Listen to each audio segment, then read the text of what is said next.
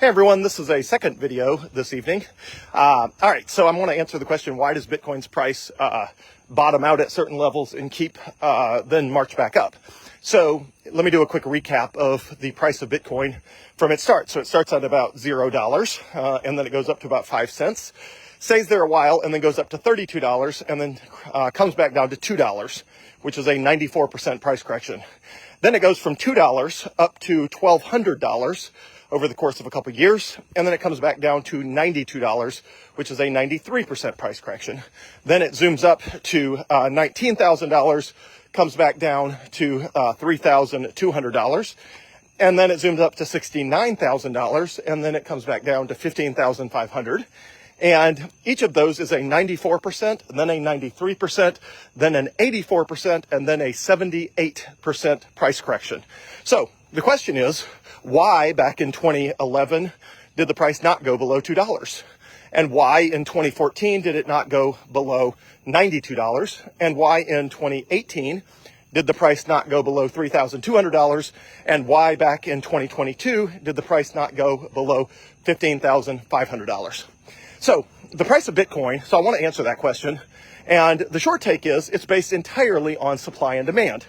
And when you look inside an asset like Bitcoin and you study its fundamentals and its technology, you realize it's super incredible technology and incredibly impressive. And because it's incredible and incredibly impressive, people want it at various price points. Now, how much they want and how badly they want it varies by price point. So I want to use the example of my recent purchase where I converted my entire Bomgar Corporation 11 years of 401k between 2003 and 2014. That entire 11-year 401k, I converted the entire thing to Bitcoin a few weeks ago at $57,300 a coin. So I want to walk through that example as an example of how the supply and demand dynamics of Bitcoin work. Okay, so Bitcoin was, in the $60,000. I was comfortable, with the amount of Bitcoin I owned, and which was about, 95.6%. So, mid 95% of my liquid assets. But that the calculation of those liquid assets did not include retirement funds, because those are, illiquid, and I explained that in a prior video. Okay, so as the price went from 64,500 down to 60,500, about a $4,000 drop, I covered in a previous video how my likelihood of wanting to buy more Bitcoin went from I'm good, I've got enough, I'm happy where I am, I've got everything balanced the way I want, to, okay, if people are going to sell me, cheaper Bitcoin, at some point I'm going to buy more of it. I'm going to find a way, one way or another. And I covered that in a previous video. Okay. And I also covered in a previous video that as the price went from 64,500 down to 60,500, that my feeling was that it moved me from I have enough, I don't need more right now, to about 50% of the way to I'm going to find a way to get more through any legal means possible, one way or another. And so, which logically means if about a $4,000 price move gets me about 50% of the way, then it would be logical that another $4,000 price move would get me the other 50% of the way to buying more Bitcoin. Well, predictably, that is exactly what happened. So as the price went from 60,500 down into the high 50s and ultimately into, 56,500, which is exactly $4,000 below 60,500. As the price went down to 56,500, once again, I decided, hey, I do not have enough Bitcoin and I got to find a way to get more Bitcoin. So what did I do? Well, I looked at my available assets. It was going to be too technologically complicated to liquidate gold, physical gold, which I don't have that much of.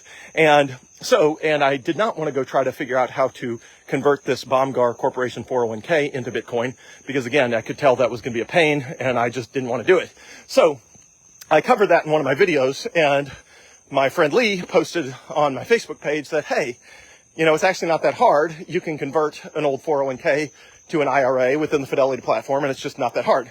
So because the price of Bitcoin had moved to the point that I was ready to do that, I jumped through the hoops and figured out it was not actually that hard, and I converted the entire Bomgar 401k to an IRA, which took a couple days, and actually it took like 10 minutes to start it, but then it took a couple days before the conversion actually happened and I could buy FBTC, which is the Fidelity Bitcoin Bitcoin ETF. F as in Foxtrot, BTC as in Bravo, Tango, Charlie, FBTC, which stands for Fidelity Bitcoin. But anyway, so I converted all that. Okay, so let's evaluate that. Had the price of Bitcoin not moved, I would not have taken an action that resulted in it, that did not have affected the price. Now, obviously, when I convert an old 401k 100% into Bitcoin, it's not like it moves the price of Bitcoin that much. I mean, it's truly imperceptible. But when 8 billion people in the world, of which, call it 5%, have any Bitcoin at all, when they're all making those same choices I am about how much Bitcoin they own, it does move the price, on a macro level when, hundreds of millions of people are making those choices. And so the position I was in was I was happy with what I owned and everything was fine, but then the price started to go down. So just like what happened back in 2011, as the price dropped from $32 to $2, or in 2014 where the price dropped from $1,200 to $92, or in 2018 when the price dropped from $19,000 down to $3,200, or in 2022 when the price dropped from $69,000 down to $15,500. In each of those cases, there were people like me. Now, I was very active in 2022 as the price came down.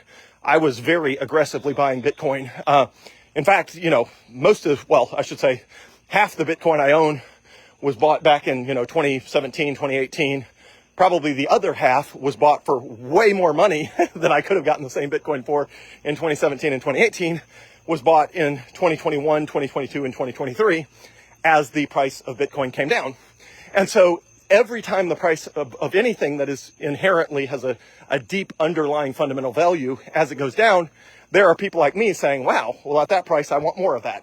So the same thing happened here. As the price of Bitcoin went down, people like me said, wait a second, I had enough Bitcoin at 60,000 a coin, but if the prices are in the 50,000s, I want more of that $50,000-ish Bitcoin. And in my case, I wanted enough of it that I was willing to liquidate an entire 100% 11-year hard work 401k to buy more Bitcoin at 57,300. Now, again, I did not intend to do that. If the price was sitting at 67,000, I would have been happy. I would have cruised along. I would have been content. And I would not have thought about it because the balance of all of my assets based on where they were and based on how much headache it would have been to move each one was kind of good enough for me. I was fine with it. But again, as the price started going down, I decided I was not fine with it and I wanted more Bitcoin. And others have told me the same thing. Multiple other people have reached out to me and said, hey, as the price went down, I converted a 401k or an IRA, or I bought a lot more, or whatever it was. So the reason any asset bottoms at a specific price in a specific price cycle is because the demand for that asset increases to the point that the buyers outrun the sellers. So as there are more buyers for an asset, the price turns around and stops falling and it goes back up. Conversely, at the top of a price cycle, when you run out of new buyers and there are more sellers than buyers at the top of a price cycle, the price reverses and it starts to go back down. So in the near term, Bitcoin will continue to be volatile because we're very early in the Bitcoin adoption life cycle. It's way less volatile than it used to be, but in the near term, it will continue to be volatile. Once Bitcoin is the default monetary system of the world, it will not be very volatile at all.